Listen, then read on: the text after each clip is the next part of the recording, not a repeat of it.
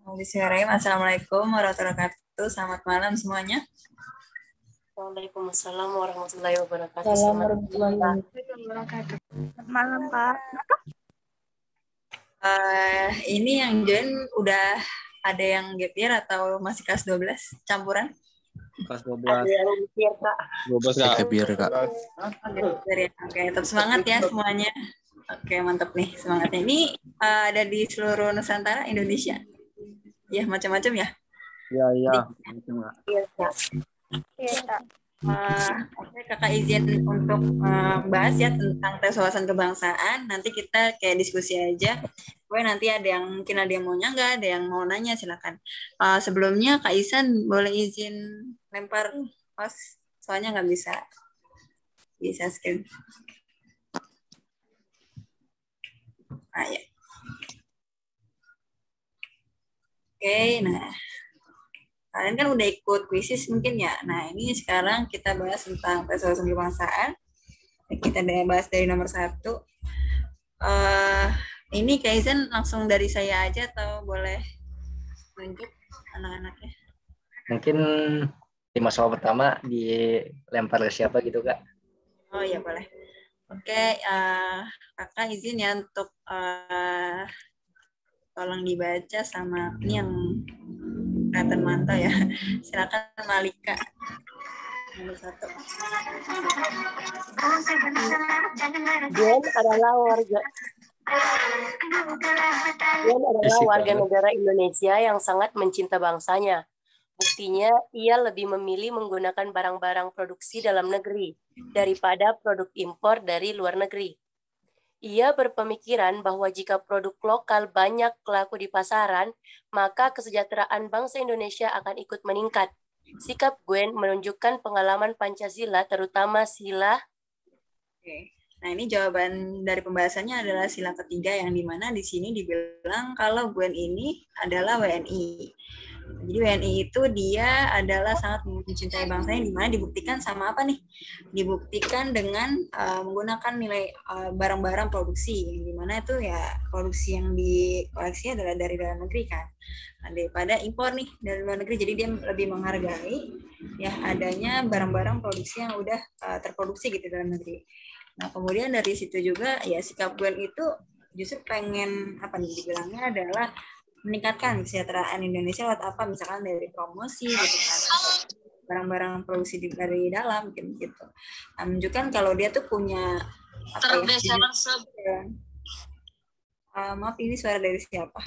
Jadi untuk pengalaman Pancasila di sini lebih kepada terkaitnya tuh sila ketiga ya, artinya persatuan Indonesia kayak gitu kan. Jadi karena dari sikapnya Ugen menjunjung tinggikan nilai yang namanya menghargai dari produk dari dalam negeri daripada dari impor gitu. Nah kemudian jika produksi lokal itu banyak laku di pasaran ya maka sejahtera juga kan gitu dari produk-produknya dalam negeri.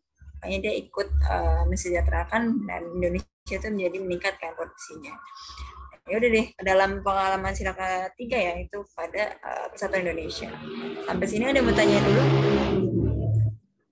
Nomor 1 atau ada yang mau disanggah? Silakan. Sudah jelas? Ada ya.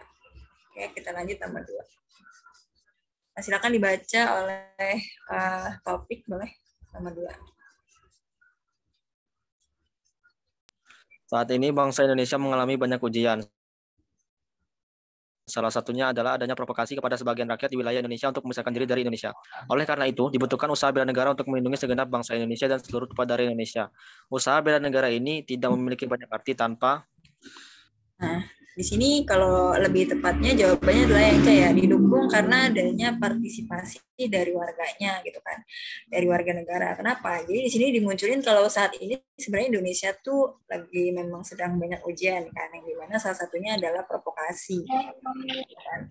Mungkin kalau dilihat dari kasus sekarang ya modelnya ada PCR gitu kan. Kita mungkin beberapa kalian udah ada yang vaksin kan misalnya. Nah, tapi kok masih ada sih tes PCR gitu. Justru itu ya istilahnya apa ya, yang menguasai PCR itu sendiri kan dari pemerintah, yang dimana sebenarnya di sini pasti ada namanya provokasi. Ya provokasi sebagian rakyat kan nggak setuju nih adanya tes PCR gitu untuk di luar kota misalnya. Oleh karena itu, usaha bela negara untuk melindungi segenap bangsa Indonesia dan seluruh kota Indonesia, makanya ada usaha nih. Usaha untuk bela negara itu memiliki banyak arti, tapi didukung adanya partisipasi dari warga negara. Berarti kan di sini lebih ke apa nih? Jadi ya dari segi pemerintahan juga harus sadar kan dari tes PCR itu justru apa? Menyulitkan rakyatnya gitu kan. Misalkan rakyatnya yang pengen pulang kampung kan, misal pulang ke halaman mereka di rumah, kemudian di sini kan dibilang ya terjadilah provokasi kan kayak gitu. Nah, makanya di sini didukung adanya partisipasi dari warga negaranya. Nah, didukung dari apa nih, misalkan program pemerintah yang harusnya itu mensejahterakan rakyatnya kayak gitu. Nah, sampai sini nomor 2 ada yang mau tanyain? Atau udah jelas nomor 2? Jelas, Pak. Jelas, Pak. Kita lanjut ya nomor 3. Nomor 3, silakan, ini ada Bella. Boleh dibaca nomor 3. Dalam tata hukum di Indonesia, setiap perubahan perundang-undangan yang berlaku tidak boleh bertentangan dengan dasar negara Indonesia. Hal ini berarti bahwa dasar negara merupakan... Jadi jawabannya di sini adalah yang dimana sumber dari segala sumber hukum.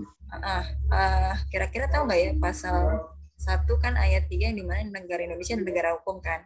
Nah, makanya di sini dibilang tata negara Indonesia pasti punya perubahan dari undang-undang yang berlaku. Makanya di sini dibilang nggak boleh bertentangan dari dasar negara. Dasar negara itu kan dari Pancasila kan. Nah, itu nanti dihubungkan dengan dasar negara Indonesia. Nah, jadi pada dasarnya di sini ya sumber negara ya adalah sumber segala hukum, yang dimana tadi ya ada di pasal 1 ya kan. Mungkin kalau kalian ingat ayat 3 ya, negara Indonesia adalah negara hukum. Pasal 1. Iya. Iya, benar ya.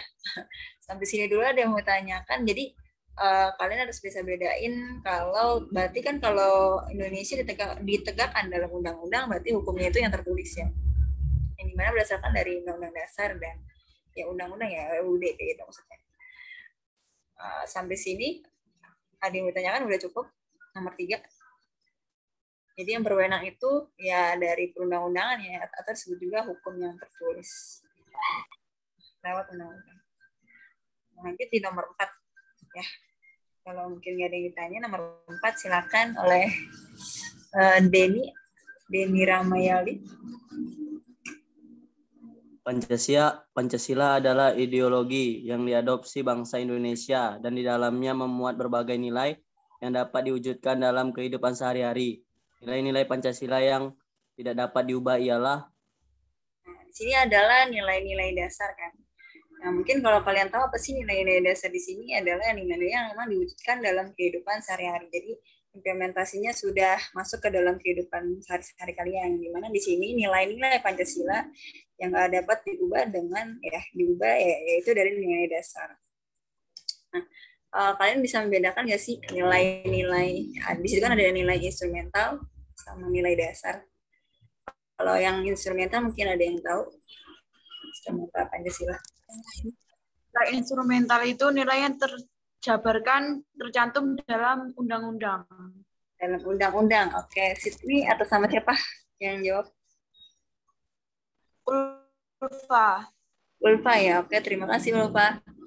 Nah, jadi di sini yang membedakan adalah kaitannya dengan undang-undang ya. Jadi undang-undangnya di sini memang harus disesuaikan dengan perkembangan zaman, ya. Jadi harus disesuaikan juga.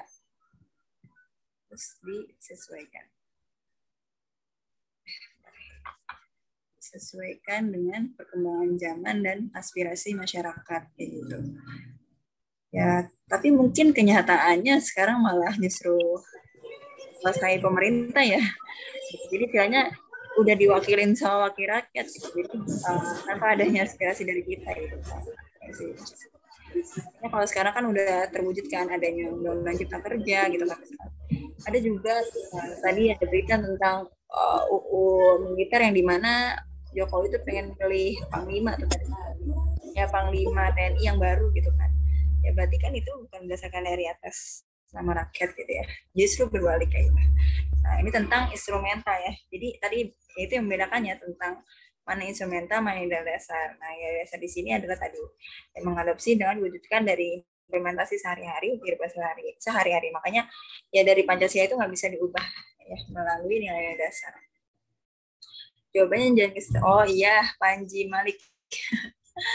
Soalnya ini sekalian pembahasannya nanti Kakak share juga di grup ya, di grup Kali Digital. Mungkin soalnya agak di Zoom Kak, soal sama jawabannya. Biar pembahasannya nggak kelihatan dulu. Iya, iya. Oke, sampai sini ada yang mau tanyain dulu? Teman-teman sekalian, atau ada yang mau disanggah, silakan. Kita diskusi aja. Ada di nomor 4, udah jelas? Jelas, Kak. Oke, lanjut ya. Kita di nomor 5. Kelihatan jadinya. Oke, mungkin boleh dibaca aja dulu soalnya. Ya, silakan oleh ya. Rido lagi ngapain ya? Ini aja deh, Lutfi Maulida. Ideologi suatu bangsa tidak boleh hanya bersifat teoritis tanpa dipahami oleh rakyatnya. Sebagai ideologi bangsa Indonesia, agar Pancasila dapat dipahami, dihayati, dan diamalkan dalam kehidupan bermasyarakat, berbangsa, dan bernegara, maka Pancasila selain bersifat teoritis juga harus bersifat. Oke, nah di sini ada opsinya yang dimana di sini dibilang ada akademis, ya dinamis, tertutup, luas, kemudian praktis. Nah, ini jawabannya mana yang tepat? Adalah yang praktis. Ya, yang dimana di sini dibilang kalau ada suatu ideologi itu sebenarnya nggak boleh hanya bersifat teoritis. Jadi memang harus juga dipahami oleh rakyatnya sendiri, kayak gitu. Nah, lewat apa? Jadi ideologi itu kan sebenarnya paham ya. Dimana di sini pahamnya bangsa Indonesia itu harusnya adalah Pancasila. Nah, makanya kita kan punya ideologi yang dimana Pancasila itu harus bisa dipahami, ya kan, dihayati juga, kemudian juga ada yang diamalkan. Ya, kayak diamalkan dalam kehidupan masyarakat, baik yang berbangsa, bernegara. Jadi Pancasila itu sebenarnya juga sifatnya itu teoritis. Nah, jadi sifatnya selain teoritis juga harus sifatnya yang praktis kayak gitu. Nah, ini yang bedakan sama yang lainnya. Akademik, dinamis, itu tetap tertutup. Jadi kalau dibilang kayaknya Pancasila itu tertutup, enggak ya? Justru ini terbuka dan di sini meluas. Kemudian juga pun bisa dipahami, dihayati, dan diamalkan. Lewat apa? Izin on-cam. Oh iya nggak apa-apa. Sampai sini dulu ada yang mau tanyain mungkin tadi sifat-sifatnya. Kakak balik dulu di nomor 5 ya. Nah, ini bilang nggak hanya teoritis kan, nggak hanya teoritis tanpa dipahami, ya kan, dipahami sama rakyatnya sendiri. Jadi ideologi itu tadi ya, agar Pancasila itu bisa dipahami, dihayati, diamalkan. Nah, jadi harusnya juga praktis yang dimana di situ ya kita dalam Pancasila juga harus adanya implementasi dalam kehidupan sehari-hari. Makanya tadi lebih kepada praktis ya jawabannya. Kayak gitu. Di sini bisa dimengerti. Ada yang mau ditanyakan dulu? Nggak ada. Oke, lanjut ya. Nomor 6. Nah, ini kakak baca dulu yang dimana nilai yang terkandung di dalam Pancasila itu sebenarnya berasal dari adat istiadat kan. Adat istiadat, kemudian juga ada budaya ya kan, nilai-nilai religius juga ya kan dalam bangsa Indonesia sendiri. Nah, sebenarnya asal mula dari nilai Pancasila itu disebut apa aja sih? Disebut apa gitu kan? Dalam kaitannya adat istiadat budaya. Iya, jawabannya nomor 6. Ada yang tahu mungkin? Bukan Kak. Kausa materialis ya. Ini ada yang masing-masing tahu. Coba yang pertama nih, opsi yang pertama. Kausa ideal, ada yang tahu nggak? Ini kayaknya ada yang tahu nih. Kausa ideal. Ada yang tahu? Tadi benar jawabannya kausa materialis. Ini kakak tanya satu-satu dulu. Mungkin ada yang tahu kausa ideal itu apa sih? Dalam Pancasila. Kausa ideal. Gimana di situ teorinya tentang apa sih? Kan kalau tadi materialis itu lebih pada asal muasalnya dari pembentukan Pancasila, kayak gitu kan. Nah, kemudian kalau Ideal sendiri ini apa? Kira-kira? Ada yang tahu? Apa mungkin nggak ada ideal tuh? Jadi adanya cuma ada 4, yaitu ada finalis. Nah, finalis sendiri artinya apa? Mungkin ada yang tahu? Lebih kepada Tujuan. tujuan kan? Tujuan. Tujuan apa? Tujuan dari apa? Pancasila sendiri gitu ya. Nah, yang dimana di sini tuh adalah untuk sebuah negara yang dimana itu kan yang disahkan, kemudian dari peranggotanya itu dari BPUPKI dan Panitia 9 gitu kan. Nah, jadi anggota itu tuh berasal dari badan yang emang melakukannya tujuannya untuk apa? Tujuannya itu untuk perumusan ke dalam Pancasilanya itu sendiri. Jadi Pancasila itu sebagai paham yang dimana ideologi yang harus disahkan, yang dimana itu harus disahkan dalam Republik Indonesia kayak gitu. Nah, itu finalis. Nah, kalau yang formalis, ada yang tahu? Bentuk. Asal mula atau bentuk. Dalam pembukaan 45. Asal mula atau bentuk dari Pancasila itu dirumuskan ataupun disusun, Pak? Pancasila itu dirumuskan atau disusun gitu ya. Dirumuskan atau disusun. Ini Kak tulisannya begini, dirumuskan atau bentuknya tadi ya.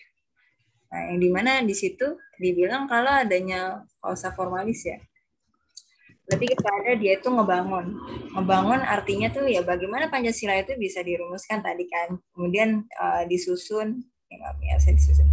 Kemudian juga ada yang tercantum dalam pembukaan Undang-Undang Dasar 1945. Nah, makanya kausa ini lebih pada awal mula Pancasila itu yang dibangun ya. Nah, jadi juga misalkan ada Insinyur Soekarno dan Muhammad Hatta di situ dalam BPUPKI sebenarnya sangat berperan besar, yang dimana ketiga pihaknya itu adalah tokoh utamanya dalam perumusan, kemudian juga nanti masuk ke dalam pembahasan susunan Pancasila, yang dimana di situ yang digunakan terus digunakan dari bangsa Indonesia sendiri. Nah, kemudian ada apa lagi tuh? Harusnya nih ada 4-nya itu adalah formalis, efisien ya. Kalau mungkin kalian tahu kausa efisien apa? Mahakarya. Efisien. Oke, mahakarya ya. Efisien. Karya. Jadi asal mula karya gitu kan. Asal mula karya. Asal mula karya. Yang dimana di situ dibilang artinya Pancasila itu dijadiin sebagai dasar filsafat negara. Ya, awal mula karya Pancasila itu ternyata dibentuknya sama PPKI ya. Jadi tadi yang finalis, formalis itu masih yang BPUPKI, nah ini udah masuk efisien ke PPKI. Nah, PPKI itu sebenarnya sebagai pembentuk negara, kemudian di situ nanti ada kuasa pembentuk negara yang akhirnya memang mengesahkan Pancasila. Jadi dasar negara yang sudah sah nih, gitu kan. Nah, jadi dari pengesahan itu dilakukan adanya pembahasan dalam BPUPKI dan Panitia 9. Gitu. Nah, jadi yang tadi justru yang penggerak adalah dari PPKI sendiri. Sebagai pembentuk negara ya, serta atas kuasa bentuk jaringan. Sampai sini mungkin ada yang bertanya, tadi udah 4 ya kausa di sini sendiri, kausalis, finalis, formalis ya kan, finalis, formalis, materialis, sama terakhir itu ada apa lagi nih? Ada semuanya belum ya tadi? Ada formalis udah kan tadi, finalis udah, efisien udah kan, materialis udah ya. Ini udah ya, ada. Kita lanjut di nomor 7 ya, kalau mungkin nggak ada yang ditanyain. Tadi jawabannya adalah tadi ya kan, kausa materialis yang dimana di situ tadi ya, terhadap adat istiadat, budaya dan nilai-nilai religius. Nah, ini merupakan masalah dari Pancasila itu sendiri disebut kausa materialis. Ya, nomor 7, selain dari sebagai dasar negara, ternyata Pancasila juga ternyata merupakan pandangan hidup nih. Pandangan hidup dari bangsa Indonesia. Sebenarnya arti dari Pancasila itu merupakan pandangan hidup bangsa Indonesia ini adalah apa sih? Mungkin ada yang tahu jawabannya? Nomor 7. Yang Eka kan di bawah lagi. Bukan. Jawabannya Ya betul. Pancasila jadi adalah pedoman yang emang tujuannya adalah untuk petunjuk arah kehidupan berbangsa maupun bernegara. Oke, ini A ya. Oke, 7. Iya betul. Ini siapa nih? Panji. Oke, Panji. Jadi nomor 7. Kenapa sih ini yang A? Karena kayak selain dari sebagai dasar negara, maksudnya dari pandangan hidup bangsa Indonesia itu terkait Pancasila adalah apa nih? Adalah pedoman. Jadi sebagai petunjuk arah yang jelas yang dimana nanti bisa menghidupkan gitu, menghidupkan dari kita sebagai warga negara yaitu dalam kehidupan berbangsa maupun bernegara. Itu jawabannya. Oke, dari udah kita lanjut nomor 8. Nomor 8 di sini kan ada berbagai macam ideologi teman-teman. Ideologi di dunia. Nah, ternyata setiap negara itu sebenarnya berhak menentukan ideologi apa nih yang harus diemban dari negaranya sendiri, diemban oleh negara. Jadi pernyataan atau perbedaan yang nyata jika dilihat dari segi hukumnya. Nah, segi hukum dari ideologi Pancasila sama liberalis itu apa sih bedanya? Ada yang tahu jawabannya? Ini suara dari siapa ya? Mohon di Oke, yang D ya. Siapa yang D? Ideologi Pancasila hukum. Nah, bertujuan untuk melindungi individu dan masyarakat. Oke, sedangkan dari liberalisme adalah bertujuan untuk melindungi individunya saja. Ya, betul ya. Karena dari Pancasila sendiri, ya ternyata nggak hanya membicarakan diri sendiri ya, tetapi juga lingkupannya bahkan bukan masyarakatnya lagi. Tapi lingkupannya udah bangsa dan bernegara, pun juga agama gitu kan. Nah, beda lagi dengan liberal. Kalau liberal ya udah itu urusannya udah dari masing-masing orang individu sendiri kayak gitu kan. Udah diserahkan oleh mereka, apalagi terutama dalam keyakinan agama misalkan kan. Itu udah urusannya mereka terkait paham ideologi dari liberal. Kayak gitu. Mungkin pembahasannya.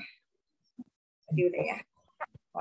Bedanya tentang liberal itu ya individu, Pancasila itu berarti bukan hanya individu masyarakatnya juga, melainkan bangsa maupun negara. Oke, kita lanjut di nomor 9. Nah, ini ada Harjo. Nah, ini sebenarnya contoh kasus ya. Contoh kasus. Jadi, sebenarnya Harjo ini didakwa kan. Didakwa melakukan suatu tindakan kriminal ringan. Nah, dia dikenal hukuman 5 bulan. 5 bulan kurungan penjara. Nah, ternyata kini sudah berjalan 4 bulan nih. 4 bulan dan terjadi COVID kan, pandemi COVID-19. Nah, akibatnya ya dia mendapatkan peniadaan hukuman untuk apa nih? Sisa kausa hukumannya. Nah, peniadaan hukuman ini dapat dikeluarkan atas pertimbangan dari siapa sih? Berarti ini siapa? MA. Berwenang MA ya. MA. Mahkamah Agung, Kak. Kenapa nih? Iya betul. Ini jawabannya berbeda. Iya, kira-kira apa sih bisa? Karena MA adalah kuasa hukum tertinggi. Oke, kuasa hukum tertinggi yang di mana? Kenapa tuh? Ya, hukum Memberikan amnesti. Oke, memberikan amnesti tadi tuh ya, benar. Ada lagi? Ada lagi udah cukup. Nah, jadi si Harjo ini kan contoh kasusnya kan tadi didakwa. Terus karena dari yang dimana di situ akibatnya dia melakukan apa tuh peniadaan hukuman. Ternyata peniadaan hukuman di situ dikeluarkan atas pertimbangan Mahkamah Agung. Nah, ini udah ada di pasalnya. Kira-kira ada yang tahu pasal MA itu pasal berapa? 24A. 4A. 4A. 24A. Pasal 14 ayat 1. Nah, ini yang dibunyikannya adalah apa nih? Ternyata Presiden itu dia memberi agresi dan rehabilitasi ya kan dengan pertimbangan siapa? MA. Agung, betul. Sip. Ya, ini mungkin Kakak jelasin sedikit ya Presiden. Ya tadi memberi agresi dan rehabilitasi. Gitu. Rehabilitasi apa nih? Ya, rehabilitasi dengan apa? Dengan presiden. Ya, dengan mempertimbangkan, memperhatikan pertimbangan Mahkamah Agung.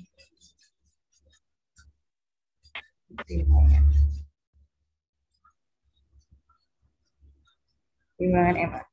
Oke ya. Biar ya nomor 9. Ini tadi ada pesan.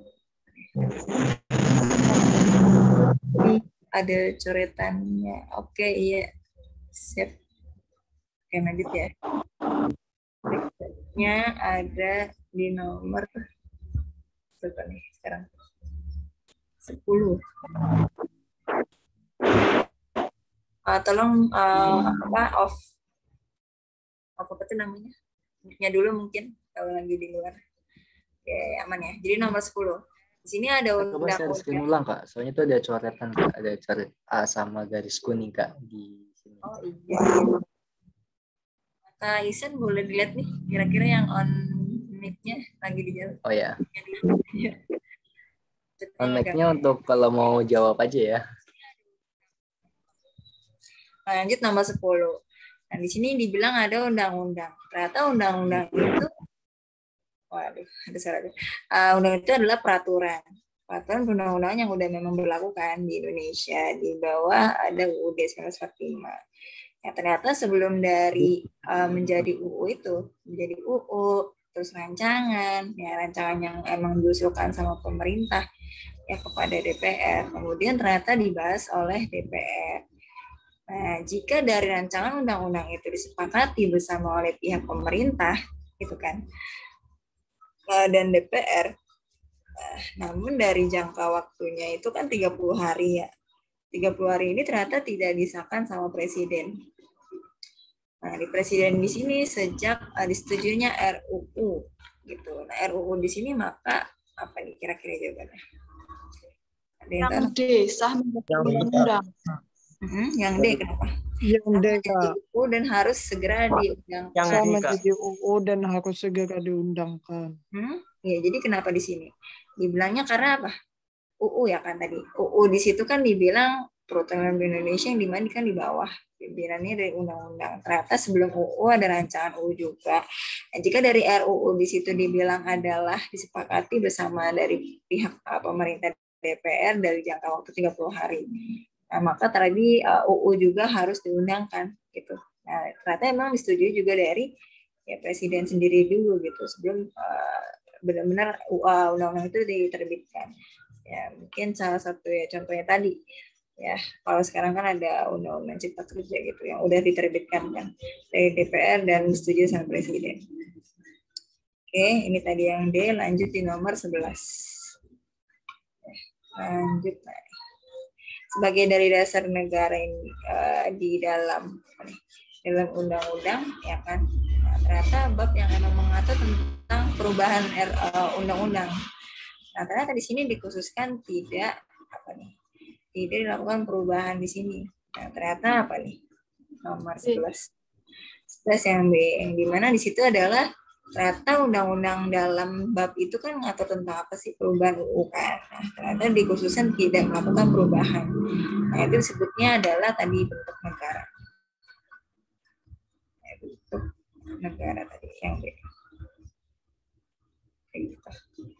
Oke, lanjut di nomor 12. Nah, Parto. Parto di sini adalah orang TNI. Seorang TNI yang gugur saat ia menjalankan tugas dari keluarga negaraan. Nah, jadi sebelum adanya presiden ya. Oke. Jadi sebelum pemakaman dilakukan, dia beri tanda yang diikrarkan dalam Pancasila upacara pemakamannya. Nah, pihak yang emang berhak memberi apa nih? Memberi gelar pahlawan, oke, atau tanda jasa adalah tadi presiden. Presiden. Presiden. 15. Jokowi. Ya, Jokowi ya kalau sekarang tuh. Oke, good, lanjut di nomor 13. Dari nomor 13. Nah, dalam hierarki dari tata peraturan di Indonesia, ternyata ada peraturan per daerah atau peraturan daerah. Nah, itu ternyata ada di urutan terakhir. Peraturan daerah sebenarnya dibuat sama siapa sih? C. Gubernur. Gubernur. Adalah gubernur. Ya, coba kita lihat dulu ya. Di DPRD dan gubernur. DPRD sama gubernurnya justru ya, kayak gitu. Nah, ini kan tentang DPRD tadi ya, urutan terakhirnya itu dari DPRD dan gubernur. Oke, kita lanjut di nomor 14. Petrus, nah ini ada kasusnya lagi. Petrus itu sebenarnya ingin jadi DPR. Mungkin dari antara kalian ada yang mau jadi DPR? Ada? Jadi beliau di situ adalah sarjana ilmu politik kan, dimana dia benar-benar ngerti tentang hukum, tentang politik di Indonesia. Nah, jadi berdasarkan dari pasal 19 ayat 1. Nah, kalau misalkan jadi anggota DPR, akan dipilih melalui 14 Pemilihan umum. Pemilu umum D. Ya betul ya, pemilu. Jadi anggota DPR sebenarnya dipilih oleh pemilu ya, oleh pemilu. Oke, ini pembahasannya lanjut di nomor 15. Nah, jadi setiap negara memiliki apa nih? Konstitusi. Ya, baik yang tertulis sama tidak tertulis. Nah, kalau misalkan di situ ada dasar apa nih? Konstitusi negara Indonesia yang memang bisa dihargai oleh masyarakat Indonesia. Nah, sebenarnya itu lewat apa sih? Nomor 15. Yang D. UUD 1945. Ya, UUD 1945. Nah, yang dimana di sini apa nih dibilang? Ya, pokoknya setiap negara kan itu ada landasan dasar konstitusi. Kan tadi kan kakak bilang kalau hukum itu yang berjalan melalui apa tadi tuh lewat hukum yang tertulis adalah UUD kan 1945 kayak gitu. Nah, itu yang berwenangnya dari UUD sendiri. Ya, ini berarti jawabannya adalah yang D. Ya, UUD 1945. Oke, karena tadi sifatnya yang tertulis. Nah, lanjut di nomor 16. Nah, hukum di Indonesia ternyata apa nih? Memberikan wewenang kepada daerah. Daerahnya itu ternyata mengolah daerahnya masing-masing lewat otonom kan, otonomi daerah. Nah, ternyata berikut ini yang maksudnya tujuan dari dilaksanakannya otonomi daerah itu apa? Nomor 16. Nah, jadi jawabannya adalah yang lebih kepada apa? Desentralisasi. Yang E, mengoptimalkan potensi yang regional. Oke, ternyata apa nih? Jadi otonomi daerah itu sebenarnya adalah lewat desentralisasi ya. Nah, desentralisasi itu apa sih sebenarnya? Yang menciptakan otonomi daerah. Kayak gitu. Nah, itu nanti kaitannya sama otonomi ya. Ternyata desentralisasi sendiri juga adalah penyerahan dari kekuasaan pemerintah. Nah, itu kan lewat pemerintah pusat, yang dimana itu pemerintah pusat kepada daerah otonom. Nah, berdasarkan asas otonomi ya. Jadi ini jawabannya adalah yang C. Ini berdasarkan asas otonom. Jadi ada undang-undangnya sendiri ya, asas otonomi. Nah, ternyata di sini lewat undang-undang nomor berapa sih? Undang-undang nomor 23 ya tahun 2014. Nah, itu tentang tadi ya, tentang kekuasaan pemerintah ya, penyerahan kekuasaan pemerintah pusat ke daerah. Itu berdasarkan asas otonomi.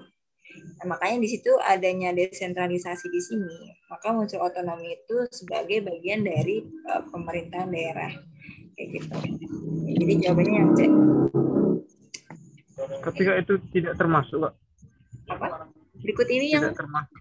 Oh iya, yang tidak termasuk ya. Iya, Kak. Baru lihat nih jawabannya. Oke, iya benar-benar tadi jawabannya berarti yang E ya. Misalnya. Ya, kan nggak lihat jawabannya tidak. Kayak mengoptimalkan potensi yang bukan ya, yang regional kuatnya.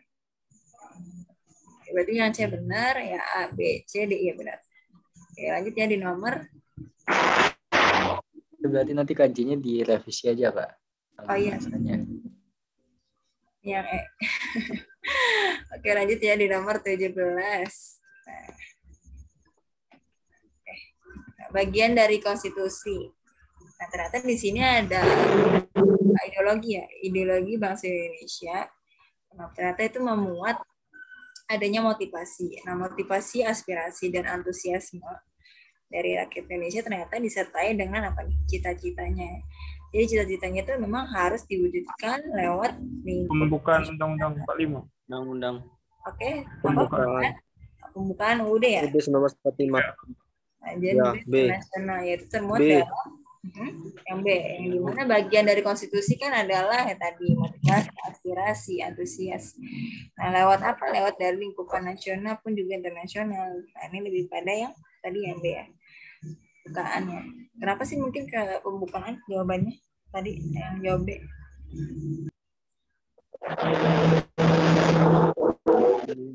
Karena tertulis. Undang-undang tertulis. Karena tertulis. Oh, karena undang-undang itu sifatnya yang apa? Tadi tertulis ya? Ya. Jadi jawabannya yang B. Tertulis.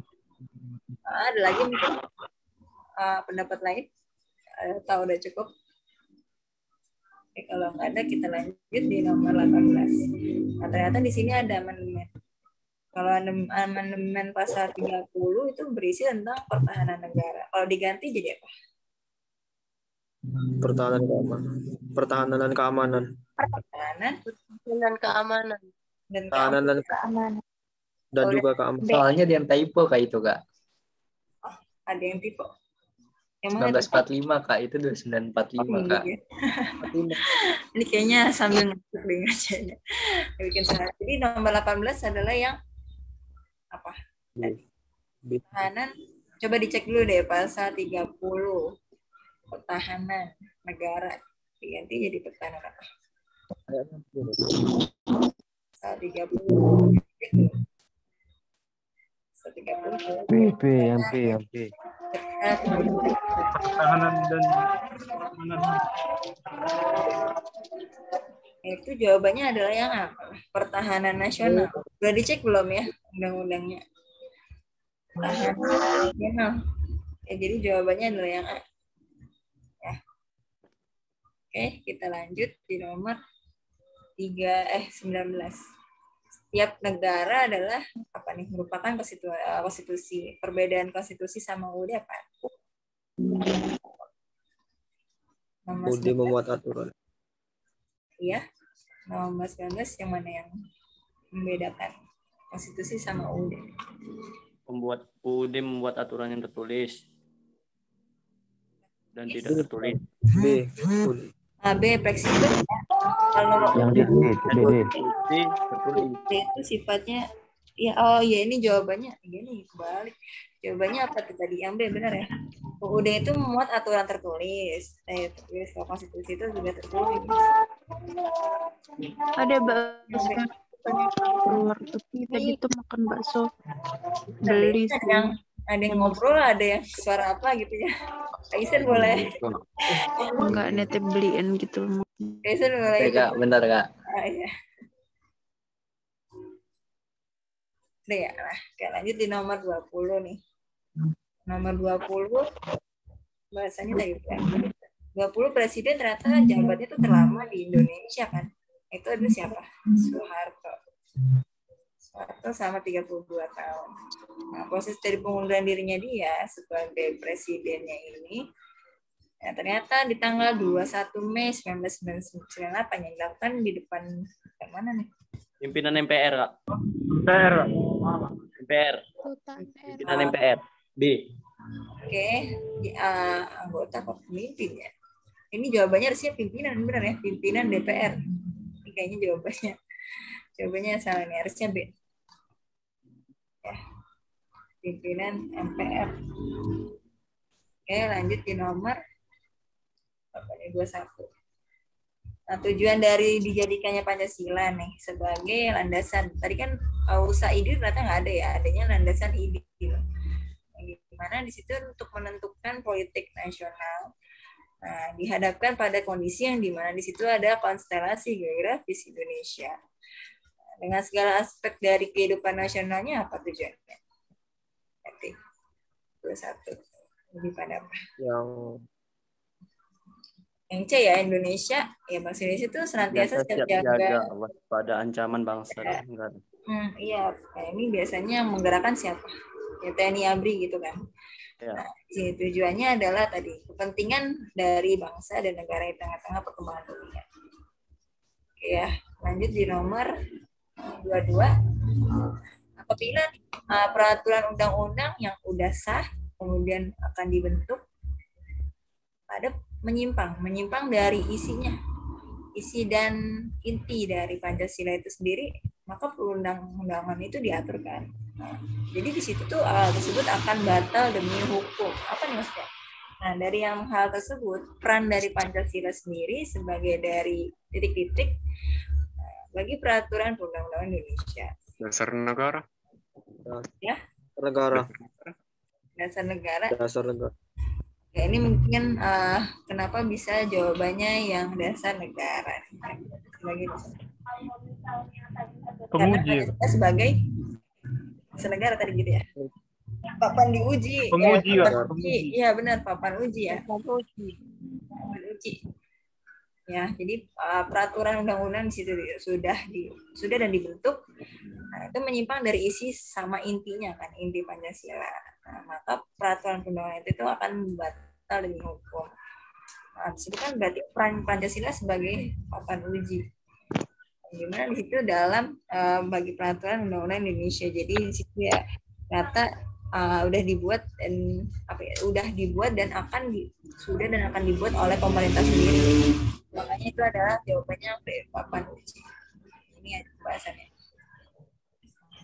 Oke, lanjut di nomor 23. Nah, 23 di situ dibilang ada praktik kenegaraan kita. Lewat teori apa? Teori Trias Poetica Montesquieu. Nah, itu nggak bisa dilaksanakan secara murni. Sebab kenapa? Ya, ternyata di sini jawabannya adalah lebih kepada yudikatif.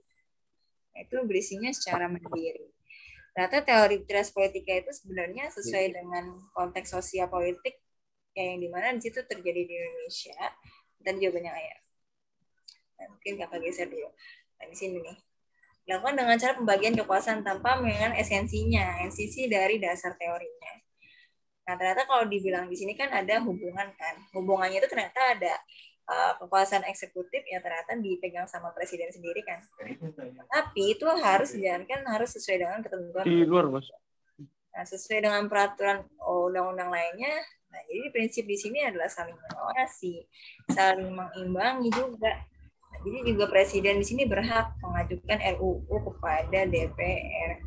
Nah, berkaitan dengan kekuasaan si yudikatif sendiri adalah kekuasaan kehakiman kan. Kehakiman di sini kan adalah kekuasaan yang memang merdeka.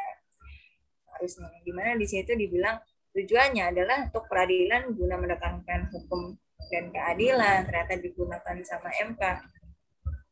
Nah, nih ya. Nanti beda lagi sama MA. MA di sini berwenangnya itu adalah apa? Berwenangnya itu pada tingkat kasasi. Jadi kasasi itu adalah menguji dari undang-undang, kemudian juga di bawah ya undang-undang itu terhadap UU, kemudian juga ada kewenangan lainnya diberikan sama undang-undang sendiri. Terus juga ada pengujian dari undang-undang di sini di bawah UU adalah bentuk pengawasan. Pengawasan dan mengimbangi dari kewarganegaraan. Kewenangan yang dalam peraturan di situ dimiliki sama si eksekutif sendiri. Jadi balik lagi kepada presiden ya. Itu Trias Poetica. Lewat kekuasaan eksekutif. Oke, ini memang agak panjang jawabannya. Lanjut di nomor 24. Nah, pembahasan dari mengenai latar belakang filosofis. Nah, sebagai dari pemikiran pembinaan, kemudian juga ada pengembangan wawasan nasional. Nah, di Indonesia, ternyata ditinjau dari hal-hal berikut ini. Berarti yang bukan apa ya? Ada falsafah Pancasila, amanat. Kecuali. Kecuali. Ada aspek kewilayahan Nusantara, ada sosial budaya dan sejarah Indonesia. Nah, ini yang bukan adalah yang apa nih? Bukan adalah yang B. Amanat. Amanat.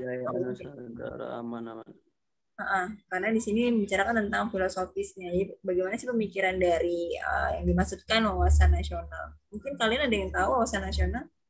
Ada nggak sih wawasan nasional Indonesia atau adanya wawasan Nusantara?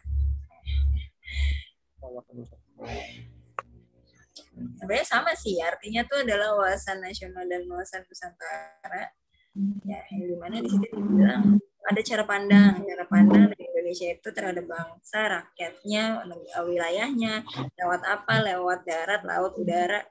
Nanti itu di situ sebagai satu kesatuan, ya satu kesatuannya itu lewat aspek apa aja, lewat politik, sosial, budaya, kewilayahan, kesejahteraan, ya kan, masuk dari pertahanan keamanan. Nah, jadi yang bukan wilayah yang B ya. Oke, nah ini juga harus tahu tadi pengertian dari wawasan nasional Indonesia ya, atau sebutannya wawasan Nusantara. Lanjut lagi. Dalam sejarah ketatanegaraan Indonesia. Nah, ini yang ditanya isinya kan. Isi maklumat dari apa nih? Wakil Presiden nomor 10 tahun 1945 tentang memberikan penguatan langkah-langkah demokratisasi pemerintahan. Rata-rata dari setelah proklamasi kemerdekaan Indonesia itu di tanggal 17 ya Agustus 1945. Nah, isi dari maklumat itu apa nih? Ya adalah nomor 25 KNIP, ya, Komisi Nasional Indonesia Pusat. Terakhir kepada legislatif. Nanti ikut sertanya itu lewat membuat GBHN, tau nggak? GBHN kan berarti apa? Garis besar haluan negara. Sebelum terbentuknya DPR dan MPR. Bahasannya gimana? Nah ini, jadi ada Komite Nasional Pusat. Sebelum dari terbentuknya MPR DPR, nah, tadi kekuasaan itu dipegang sama legislatif. Nah, legislatif itu berarti siapa yang megang kekuasaan legislatif? DPR tadi ya. Kemudian menyetujui bahwa adanya pekerjaan Komite Pusat. Nah, itu berhubungan dengan gantinya keadaan yang dimana dijalankan sama badan pekerja. Itu masih ada ini. Nah, di antara mereka tuh bertanggung jawab pada Komite Nasional Pusat. Nah, tanggal ini nih 14 November. Oh, bentar lagi. Dibentuk kabinet semi presidensial dan juga parlementer kan. Yang pertama. Nah, sehingga peristiwa ini ternyata perubahan sistem dari pemerintahan presidentil jadi parlementer ya, agar dari sifatnya lebih demokratis. Mungkin kalian tahu pengertian bedanya presidensial, parlementer atau ciri-cirinya? Ada yang bisa nyebut? Kalau presidensial itu sebagai kepala negara dan juga sebagai pemerintahan. Kalau parlementer dia hanya sebagai kepala negara. Kepala negara, betul. Kalau ini parlementer? Dia hanya sebagai kepala negara. Kalau pemerintahnya itu benar. Kepala negara. Kalau presidensial apa tadi? Bedanya apa? Kalau parlementer, pemerintahnya itu menteri. Pemerintahnya itu menteri. Ya. Ya. Menteri nih. Nah, berarti kalau parlemen adalah kembali Kak. Presidensial. Kembali juga. Oh, balik. Iya benar-benar. Kepala negara ini kan menteri berarti ya. Presidensial ya presiden gitu tadi. Ya. Ini kepala pemerintahannya itu menteri Kak, di parlementer Kak. Iya Kak. Ya udah. Iya, ini menteri ya tadi. Nah, ini juga presidensial adalah dikepalai oleh kepala negaranya presiden. Oke, mungkin ada yang mau ditanyakan dulu nomor 25. Udah cukup? Jelas? Tadi 25. Kalau nggak ada, kita lanjut ya. Nomor 26. Nah, nanti perbedaannya juga harus tahu mana sih semi parlemen sama presidensial dalam bentuk kabinet saat zamannya KNIP ya. Nah, itu juga harus tahu.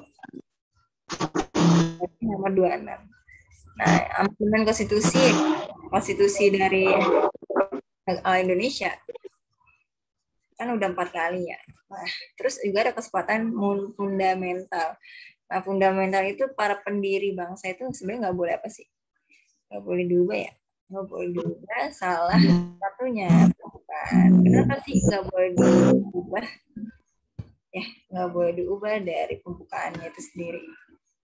Dan jawabannya apa lebih tepatnya? Itu adalah yang apa? Yang D. Jadi mengandung pokok normatif, ternyata itu udah mendasari seluruh pasal-pasal yang udah ada di undang-undang, makanya pembukaan itu nggak boleh diganti tadi ya, nggak boleh diubah. Nah, jadi di situ dibilang tipe soal ini adalah integritas, ya integritas atau penyatuan kan, integritas Indonesia. Nah, itu sebagai garda terdepannya atau garda di kawasan ASEAN. Yang dimana nilai integritas itu sesuai dengan pada konteks kasus ini yaitu yang akan dipertanggungjawabkan kan, peduli dan bertanggung jawab. Ya. Tanggung jawabnya itu sebagai tanggung jawab pedulinya ini sebagai perikemanusiaan antar negara kawasan ASEAN. Jadi nanti di situ dibilang tanggung jawab kemanusiaannya juga untuk melaksanakan amanat politiknya. Kan kalau Indonesia tuh mungkin kalau kalian yang udah tahu kan Indonesia apa nih? Lebih pada politik bebas aktif kan. Makanya dia nggak mau nih bangsa Indonesia terlibat dalam perang dingin lah kan, perang dunia 1, perang dunia 2. Lebih pengennya menggerakkan politiknya sendiri. Makanya di sini dengan pendekatan kemanusiaan dan juga ada diplomasi. Nah, diplomasi di sini ada hubungan regional wilayah, yaitu antar anggota ASEAN. Kayak gitu. Jadi juga mengandung tujuan negara, dasar negara tetap dipertahankan dalam alinea keempat. Jadi udah membacakan tentang seluruh pasalnya sendiri. Kalau normatif itu kan berarti apa? Menyelesaikan kan? Menyelesaikan dalam isi, khususnya dari isi pembukaan undang-undang sendiri. Oke, lanjut di nomor berapa nih? 27. Politik luar negeri ternyata dijalankan Indonesia adalah bebas aktif. Nah, wujud dari implementasi tadi kan dilakukan Indonesia dalam merespon khususnya ya Rohingya, Myanmar, yang nggak termasuk di dalamnya ditunjukkan pada opsi apa nih? Nomor 27. 27 adalah yang C, pendekatan semi militer ya, dengan mengirimkan pasukan perdamaian ke wilayah konflik. Yang C kenapa sih? Nah, ini tadi semuanya merupakan praktik politik bebas aktif dalam pendekatan manusia dan diplomasi hubungan regional antar ASEAN. Tadi berarti benar ya, di C ya, pada lebih Indonesia tuh ya bebas aktif. Selain C juga merupakan praktik dari politik bebas aktif dalam pendekatan kemanusiaan dengan hubungan regional antara ASEAN. Ini nomor 28. Nah, ini udah masuk kawasan Nusantara. Kawasan Nusantara tadi laut itu dipandang sebagai penghubung dan terpisahkan dari daratan. Pemerintah ternyata menggalakkan program tol laut sebagai perwujudan dari wawasan. Nah, laut juga sebenarnya mencerminkan ruang hidup, kekayaan bangsa juga dari simbol, dari kedaulatan dalam NKRI. Nah, sebenarnya maksud dari wawasan tadi. Wawasannya meyakinkan bahwa ini menjadi cara lebih pada tujuannya. Jadi ini sebenarnya lebih pada maksud tujuan dari wawasan Nusantara itu akan tercipta apa gitu. Nah, ini adalah yang ya, upaya untuk menciptakan rasa aman, sentosa, kemudian juga menciptakan kesejahteraan untuk bangsanya. Nah, kenapa? Jadi laut itu tadi penghubung antara pulau dan kehidupan di NKRI. Nah, makanya tujuan dari adanya tol laut di situ kan, program tol laut menciptakan rasa aman, sentosa, sejahtera. Nah, khususnya mengurangi disparitas harga apa sih? Ada yang tahu nggak? Disparitas harga sebagai sarana merwujud kebinekaan tunggal ya, kebinekaan demi persatuan kedaulatan bangsa. Nah, jadi maksudnya disparsi, ada yang tahu? Disparitas ya. Disparitas itu dari harganya yang dimana dibilang apa tuh? Hak paten ya. Paten dari pemerintah Indonesia maksudnya. Yang ngomongnya hak paten. Yaitu disparitas tadi. Jadi hak paten dari pemerintah. Oke, lanjut di nomor 29. Nah, di sini Ulan merupakan PNS dari Kemenkeu. Nah, dia udah berumur nih ternyata, punya anak gadis usianya 25 tahun. Sebentar lagi akan menikah. Nah, meskipun di masa pandemi itu ternyata dirinya tetap melangsungkan resepsi pernikahan. Nah, setelah mendapatkan izin dari pihak berwenang ternyata dengan syarat protokol kesehatan yang ketat. Nah, pada resepsi pernikahan itu ternyata si Fulan telah menerima banyak sumbangan kado, uang, karangan, bunga, kolega ya kan, dari kolega. Nah, dan pihak mitra yang berhubungan kerjasamanya dengan dia gitu. Nah, penilaian Anda terkait kasus ini lebih tepatnya apa?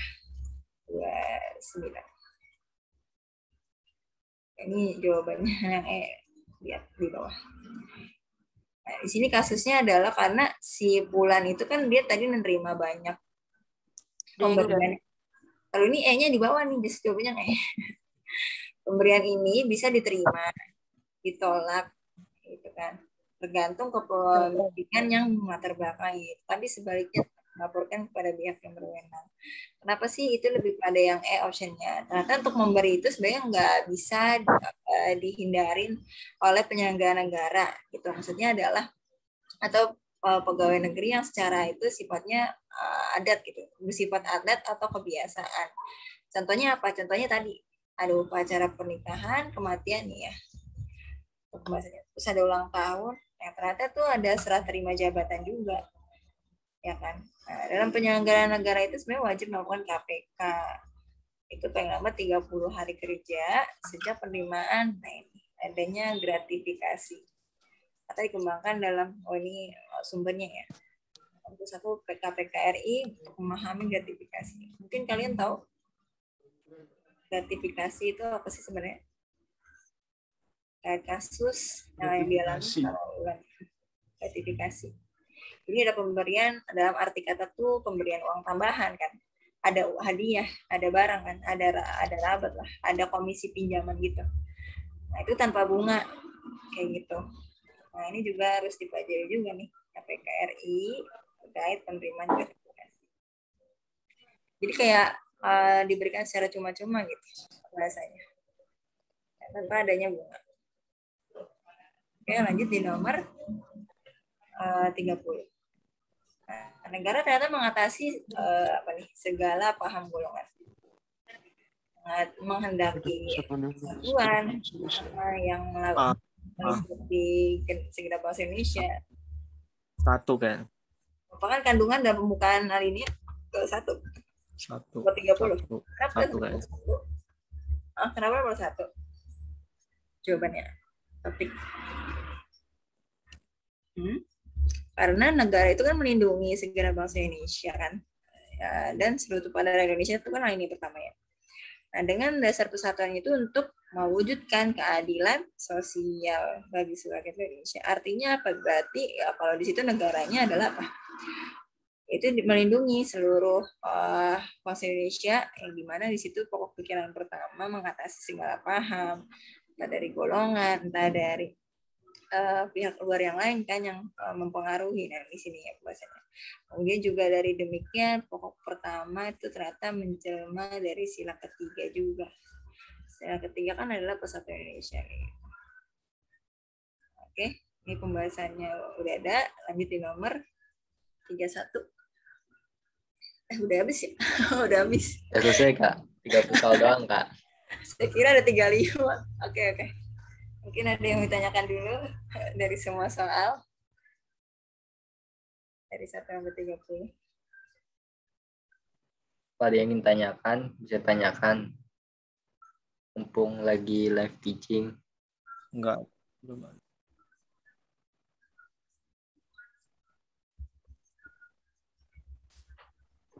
Gimana, dia masih belum paham?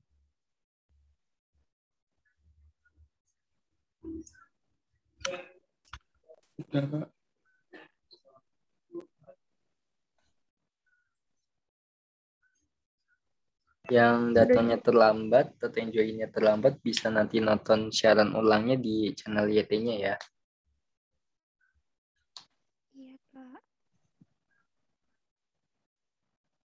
Oke, Kak Isan, mungkin nggak ada yang mau ditanyakan dulu ya? Boleh ditutup dulu nih. Oke, Kak. Atau ada randu dari Kak Isan? Oke. Ya. Terima kasih buat yang udah join live teaching TWK-nya. Buat yang nanti joinnya terlambat atau nggak sempat join, bisa lihat siaran ulangnya di channel YT-nya. Nanti hasil recordnya akan di-upload ke channel YT-nya. Udah pada subscribe kan? Sudah. Oke, nanti bisa dilihat. Nanti kalau ada yang masih belum jelas atau masih ada yang kurang paham, bisa ditanyakan di kolom komentarnya, biar nanti dijelaskan ulang. Dan jangan lupa hari Rabu besok malam jam 19.30 juga ada kuis ya, live quiz game. Namanya live ya, saat itu juga 19.30 nyampe jam 18.30 apa ya, 2 jam lah waktunya. Ada live quiz game kedinasan, materinya ada TWK, TIU, sama TBI ya. Jadi tes wawasan kebangsaan, tes intelijensi umum, sama tes bahasa Inggris. Nah, besok kuisnya itu via Quizizz, kayak waktu pas malam Sabtu juga, cuma kan kalau malam Sabtu kan cuma TWK sama TIU. Besok malam itu ada TWK, TIU, sama TBI. Nanti bagi yang peringkatnya tertinggi ada hadiah menariknya. Sampai sini ada pertanyaan? Oke, baik, Kak.